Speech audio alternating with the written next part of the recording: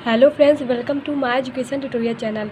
आज हम class 10th NCERT exercise 3.5 का क्वेश्चन देखेंगे, जो कि हमारा चैप्टर दो चर वाले रैखिक समीकरण युग्म का है।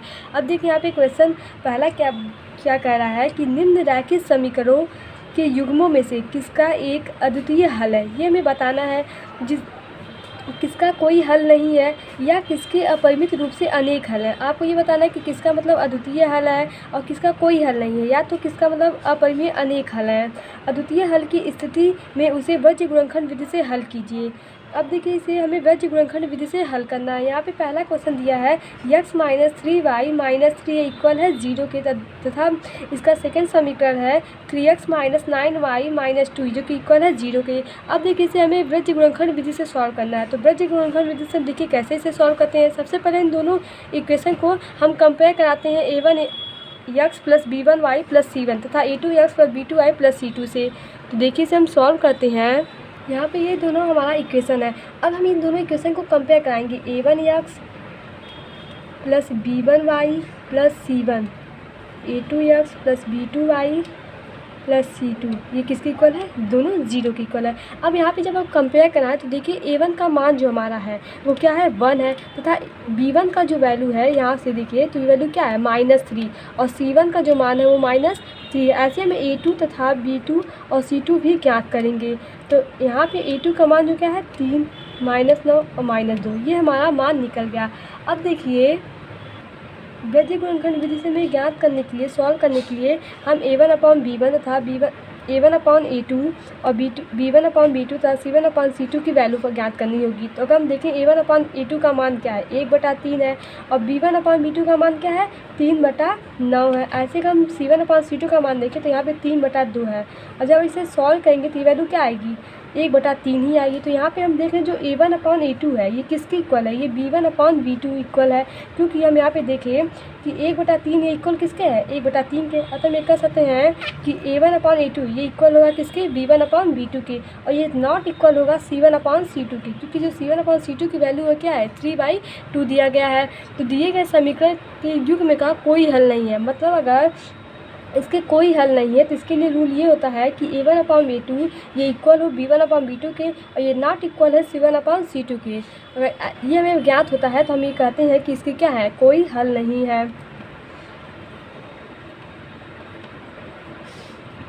जो हमसे क्वेश्चन में यहाँ पे पूछा गया था। ऐसे हम जो इक्वेशन सेकंड दिया था क्वेश्चन नंबर, उसे सॉल्व करेंगे। देखिए यहाँ पे हम दोनों इक्वेशन लिए जो कि हमारा सेकंड क्वेश्चन है। अब देखिए हम अगर कंपेयर कराएं a1x + b1y + c1 = 0 से, तो यहाँ पे देखते हैं जो a1 की वैल्यू है कितना आ रही है, 2, तथा b1 की जो मान हमें प्राप्त होगी 1, तथा c1 का जो मान प्राप्त होगा वो -5। ऐसे ही हम a2 तथा b2 और c2 की वैल्यू भी ज्ञात करेंगे। तो a2 का मान यहाँ पे 3 है, b2 का मान 2 और c2 का मान -1। अब हम देखिए वज्र गुणनखंड विधि से इसे ज्ञात करना है कि अद्वितीय हल है कि नहीं। तो उसके लिए हमें a1/a2 तथा b1/b2 और c1/c2 की वैल्यू फाइंड करनी होगी। a1/a2 का मान अगर देखें तो 1/3 है यहाँ पे, अब b1/b2 का वैल्यू देखें तो 1/2 है, तथा c1/c2 का मान देखें तो 5/8 है। आप देख रहे हैं ये तीनों मान जो यहाँ पे हमें प्राप्त हुए, तीनों क्या है, अलग अलग है, अर्थात कोई भी इक्वल नहीं हो रहा है। अतः a1/a2 इज नॉट इक्वल है b1/b2 के, ये नॉट इक्वल है c1/c2 के। तो देखिएगा तीनों वैल्यू हमें इक्वल नहीं प्राप्त होती हैं, तो हम ये कहते हैं कि इसके अद्वितीय हल है, मतलब इसके जो हल होंगे वो अद्वितीय होंगे। तो यहाँ पे लिखते हैं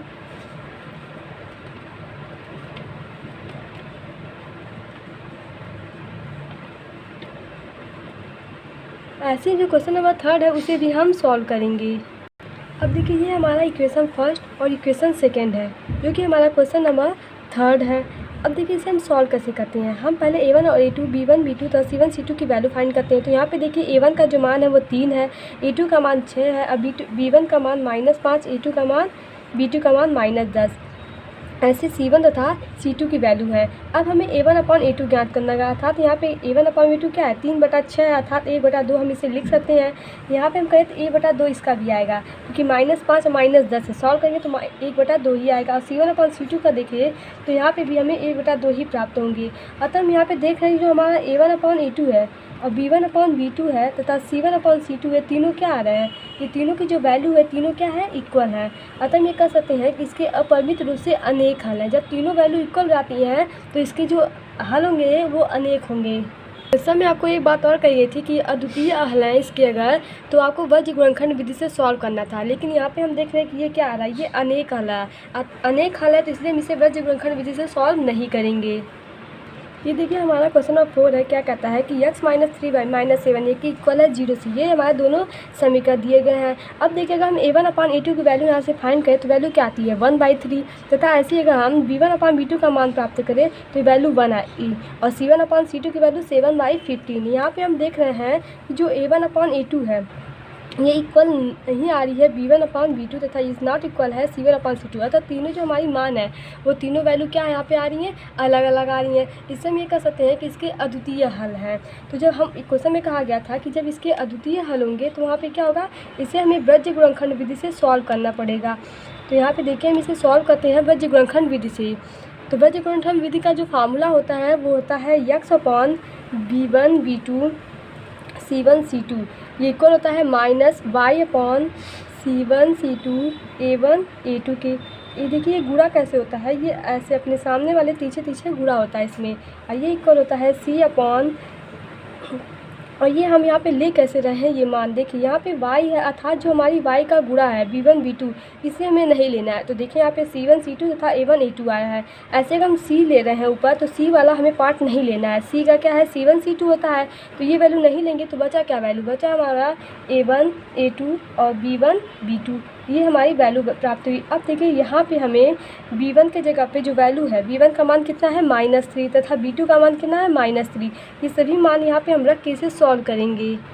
यहाँ पे देखिए हम सभी वैल्यू यहाँ पे पुट कर चुके हैं। अब जब इसे आप सॉल्व करेंगे तो हमें एक इक्वेशन प्राप्त होगा। यहाँ पे आप जब इसे सॉल्व करेंगे तो यहाँ पे आएगा x/14 ये इक्वल होगा y/-6 और ये इक्वल है 1/6 के। अब देखिए ये वैल्यू है, हम इसे इस प्रकार भी लिख सकते हैं क्योंकि x/14 ये इक्वल किसके है y/6 से, और ये इक्वल है 1/6, अतः ये वैल्यू हम इसके इक्वल बोल सकते हैं। तब आप यहाँ से जो हमें x की वैल्यू फाइंड होगी, x का मान यहाँ से जब निकालेंगे वो 4 आएगा, तथा ऐसे हम y वाली वैल्यू को भी लिख सकते हैं y/-6 ये इक्वल होगा 1/6 के। तो यहाँ पे जो y की वैल्यू आएगी वो -1 आएगा। यही हमसे इक्वेशन में पूछा था इसका हल यहाँ पे ज्ञात करने के लिए। देखिए यहाँ पे क्वेश्चन और नहीं है। क्वेश्चन नंबर 2 क्या कहता है कि a तथा b के किन मानों के लिए निम्न रैखिक समीकरणों के युग्म के अपरिमित रूप से अनेक हल हैं। आपको a और b के किन मान के लिए जहाँ पे बोला कि निम्न समीकरणों में से अपरिमित रूप से अनेक हल होंगे। यहाँ पे आपको इक्वेशन दिया, पहला समीकरण क्या दिया गया है 2x + 3y - 7 ये केवल किसके है 0 के। तथा दूसरा जो हमारा समीकरण है a - bx + a + by - 3a + b - 2 ये किसके इक्वल है 0 के। ये हमारा इक्वेशन सेकंड है। अब देखिए इन दोनों समीकरणों को हमें ज्ञात करना है। तो सबसे पहले हम क्या करते हैं, जो हमारे यहाँ पे समीकरण दिया है इसे हम कंपेयर कराते हैं a1 x + b1 y + c1 तथा a2 x + b2 y + c2 से। अगर हम आप कंपेयर कराएं तो यहाँ पे देखते हैं जो a1 की वैल्यू है, a1 का मान क्या है यहाँ पे 2 है, तो a1 का मान हम लिखते हैं 2 तथा b1 की जो वैल्यू है वो 3 और c1 का जो मान है वो -7। ऐसे अगर हम a2 की वैल्यू फाइंड करें तो a2 का वैल्यू ये x का जो गुणांक होता है यही हमारा a2 का मान है, अर्थात a - b हमारा क्या है a2 का मान है। ऐसे अगर हम b2 की वैल्यू पूछे तो a + b ये हमारी b2 की वैल्यू है, और c2 का जो यहाँ पे c2 का जो मान है वो -3a + b - 2 ये हमारा c2 की वैल्यू है। अब हम देखिए यहाँ पे देखेंगे कि क्या अपरिमित रूप से हल बोला है। इसका मतलब क्या होता है कि a1/a2 ये इक्वल होता है b1/b2 के, और ये इक्वल है c1/c2 की। अभी हम आपको प्रूव करके बताए हैं कि ये अपरिमित रूप से हल, इसका मतलब होता है कि ये तीनों वैल्यू क्या होनी चाहिए, इक्वल होनी चाहिए। इक्वल होने का मतलब पहले हम यहाँ पे a1/a2 तथा b1/b2 और c1/c2 की वैल्यू रखते हैं। तो a1/a2 का मान क्या है 2/a - b, ये किसके इक्वल होना चाहिए 3/a + b के, और ये इक्वल होना चाहिए -3a + b - 2 की। ये हमारा क्या होना चाहिए इक्वल होना चाहिए तीनों। अब देखिए इसे हम सॉल्व करेंगे और यहाँ से हम a b के मान ज्ञात करेंगे। अब देखिए इसे हम कैसे सॉल्व करते हैं। यहाँ पे अगर हम ये इक्वल इसके और ये इक्वल इसके, अतः हम कह सकते हैं कि ये वाली जो वैल्यू है ये किसके 7 मतलब c1 की वैल्यू के इक्वल हो जाएगी। तो यहाँ पे हम इक्वल करके देखें तो a - b ये इक्वल होगा 7/3a + b - 2, ये हमारा क्या होगा, इसके इक्वल हो जाएगा। अब देखिए इसे हम सॉल्व कैसे करेंगे। यहाँ पे हम क्या करेंगे, ऐसे कांजे मतलब पीछे पीछे गुणा कराएंगे। अब देखिए जब हम इसे सॉल्व किए, यहाँ पे आप सॉल्व करेंगे तो ये वैल्यू यहाँ पे इंटू कराएंगे था 2 × 3a + b - 2 हो जाएगा। ये वैल्यू यहाँ पे कराएंगे तो 7 × a - b होगा। अब जब आप इसे सॉल्व करेंगे, क्योंकि बहुत आसान है सॉल्व करना, बस बेसिक है, तो सॉल्व करने पे हमें यहाँ पे एक इक्वेशन प्राप्त हो रहा है। इक्वेशन क्या बन रहा है, a - 9b + 4, ये हमारा इक्वेशन प्राप्त है जिसे हम इक्वेशन 1 मानते हैं। अब देखिए जैसे हम इसे इक्वल किए हैं वैसे हम इसे भी तो इक्वल कर सकते हैं। अतः हम लिख सकते हैं 3/a + b, ये इक्वल हम कर सकते हैं 7/3a + b - 2 के। अब जब इसे हम सॉल्व करेंगे तो देखिए सॉल्व करने पे हमारी वैल्यू क्या आती है। देखिए जो हमारा सेकंड इक्वेशन प्राप्त होता है यहाँ पे वो क्या है, 2a - 4b - 6, जो कि इक्वल है, ये हमारा क्या है, 0 के इक्वल है। ये हमारा सेकंड इक्वेशन है। अब समीकरण 1 और समीकरण 2 को हम इसे सॉल्व करेंगे। तो इसे सॉल्व करने के हमारे पास 3 विधि है। हम जो विधि हमें आसान लगती है हम उसी विधि को सॉल्व करेंगे। अतः हम यहाँ पे अगर इसे, अब देखिए हम इक्वेशन 1 में क्या करते हैं, इक्वेशन 1 में अगर हम 2 का मल्टीप्लाई कर दें तो यहाँ पे देखिए 2a वैल्यू हमारी कट जाएगी माइनस करने पे। तो पहले हम समीकरण 1 में यहाँ पे लिखते हैं, समीकरण 1 में 2 से गुणा कराने पे। तो जब आप गुणा कराएंगे तो देखिए जो यहाँ पे वैल्यू प्राप्त होगी, सॉल्व करने पे देखिए यहाँ पे ये दोनों वैल्यू कट जाएंगी। अब इसे जब सॉल्व किए हैं तो ये b का मान हमें यहाँ पे प्राप्त हुआ है। b का मान जो आया है वो -1 आया है। अब ये जो b का मान हमें प्राप्त है, किसी भी हम इक्वेशन में रखें तो हमें a की वैल्यू फाइंड हो सकती है। अगर हम इक्वेशन समीकरण 1 में यहाँ पे हम लिखते हैं कि समीकरण 1 में b का मान रखने पर, b का मान, तो b का मान रखें तो a - 9 और b की जगह पे हमें क्या रखना है, -1। ये किसको इक्वल है, -4 के। तो a प्लस ये 9 हो जाएगा, ये क्यों लगा, -4 के। तो यहाँ पे जो हमें a की वैल्यू प्राप्त होगी ये हमारा 5 आ रहा है। ये हमारा क्या होगा, a का आंसर होगा। और ये b का मान जो कि हमसे क्वेश्चन में पूछा गया था कि a और b की वैल्यू फाइंड कीजिए, तो a और b का मान यहाँ पे हमारा निकल गया है। ऐसे एक क्वेश्चन और है जो कि हमारा क्वेश्चन नंबर 2 का ही सेकेंड है। देखिए ये हमारा क्वेश्चन नंबर सेकंड है, जो कि क्वेश्चन नंबर सेकंड का ही सेकंड पार्ट है। के किस मान के लिए निम्न रैखिक समीकरण के युग्म का कोई हल नहीं है। ये हमें बताना है कि के कौन सी ऐसी वैल्यू है जो हमारे समीकरण दिया गया इसका कोई हल नहीं है। अब देखिए यहाँ पे समीकरण क्या है, पहला इक्वेशन हमको दिया गया है 3x + y जो कि इक्वल है 1 के, और दूसरा यहाँ पे है 2k - 1 x + k - 1 इंटू ये हमारा y है, ये जो कि इक्वल है 2k + 1। ये हमारा दूसरा इक्वेशन दिया गया है। अब देखिए दोनों इक्वेशन को हम सॉल्व कैसे करते हैं। हमें बोला है यहाँ पे कि के का कौन सी ऐसी वैल्यू है जिसके लिए हमें कोई हल यहाँ पे नहीं प्राप्त होगा। तो अगर कोई हल नहीं प्राप्त होता है तो हम आपको बताया है ये किसके इक्वल होगा, a1/a2, ये इक्वल होगा b1/b2, और ये डज नॉट इक्वल होगा c1/c2 के। अतः ये रूल अगर फॉलो करेगा तो मतलब इसके हल कोई नहीं होंगे। तो यहाँ पे देखिए a1/a2 तथा b1/b2 और c1/c2 के मान ज्ञात करके हम यहाँ पे रखते हैं। तो देखिए हमें क्या प्राप्त होता है, पहले हम यहाँ पे a1/a2 तथा b1/b2 और सभी मान यहाँ पे हम ज्ञात करते हैं। तो यहाँ पे देखिए हम सभी के मान ज्ञात कर लिए हैं, a1/a2 तथा b1/b2 और c1/c2 के मान हम यहाँ पे ज्ञात कर लिए हैं। अब हम क्या करते हैं, जो हम यहाँ पे माने हैं, मतलब जो यहाँ पे कह रहे हैं कि कोई हल नहीं है, इसके रूप में हम यहाँ पे जो वैल्यू लिए हैं इसमें ये मान पुट करते हैं। अर्थात a1/a2 की जगह पे हम ये मान और सभी मान यहाँ पे पुट करने पे तो देखिए जो हमें वैल्यू प्राप्त होगी, a1/a2 की जगह पे हम रखेंगे 3/2 ब्रैकेट में k - 1, और ये इक्वल होगा 1/k - 1 की, और ये डज नॉट इक्वल होगा 1/2k + 1 की। अब इसे हम देखिए कैसे सॉल्व करते हैं। अब देखिए इसे आप कैसे समझेंगे, इसका मतलब ये है कि ये दोनों वैल्यू इक्वल है लेकिन इसके इक्वल नहीं है। अब देखिए जब यहाँ पे हम इसे सॉल्व करेंगे तो यहाँ पे जो हमारी के की वैल्यू आई है वो 2 आया है, जो कि हमसे क्वेश्चन में यही पूछा गया था। तो के का यही हमारा क्या होगा, हल होगा, मान होगा, जो कि हमें क्वेश्चन में ज्ञात करना था।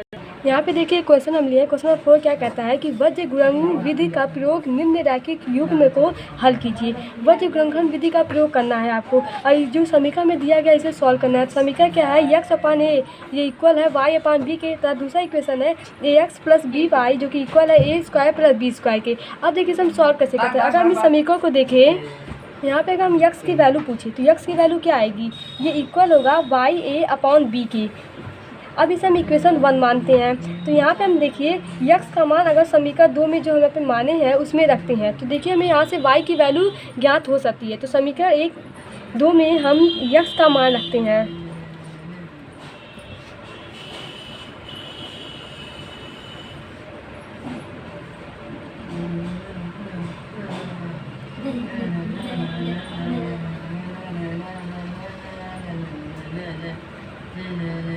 ये वैल्यू हम यहाँ पे रखे हैं। अब हम यहाँ पे इसे सॉल्व करेंगे और y की वैल्यू फाइंड करते हैं। तो यहाँ पे देखिए हमें y कॉमन मिला, तो y पहले कॉमन ले लेते हैं। यहाँ पे a square upon b plus b, ये किसके इक्वल है, a square plus b square के। अब देखिए यहाँ पे जो हमें y की वैल्यू फाइंड हुई, यहाँ से हम सीधे यहाँ पे सॉल्व किए हैं, तो y का जो मान हमें प्राप्त हुआ है वो क्या आया है, b आया है। अब देखिए जो y की वैल्यू आई है, हम इसे समीकरण 1 में रख दें तो हमें x की वैल्यू ज्ञात हो सकती है। तो समीकरण 1 में हम y का मान रखते हैं, तो देखिए x का मान हमें क्या प्राप्त होता है। तो यहाँ पे जब आप रखेंगे तो x की जो वैल्यू आएगी वो a आएगा। यही हमसे क्वेश्चन में पूछा गया था। तो समीकरणों के युग्म का जो हल होगा x बराबर a तथा y बराबर b, यही हमारे दोनों हल होंगे। तो आई होप आपको ये सभी क्वेश्चन समझ में आए होंगे। Thank you watching my this video. अब एक्सरसाइज 3.5 है, उसे हम आपको नेक्स्ट वीडियो में बताएंगे। हमारे चैनल को लाइक कीजिए, सब्सक्राइब कीजिए और शेयर कीजिए। और हम आपको 2 क्वेश्चन जो दिए थे सॉल्व करने के लिए, उसका आंसर आप कमेंट बॉक्स में ज़रूर दीजिए। मैं सभी के क्वेश्चन कमेंट्स रीड करती हूँ और काफ़ी बच्चों का वहाँ पे जो क्वेश्चन होता है वो सही आता है उसका आंसर।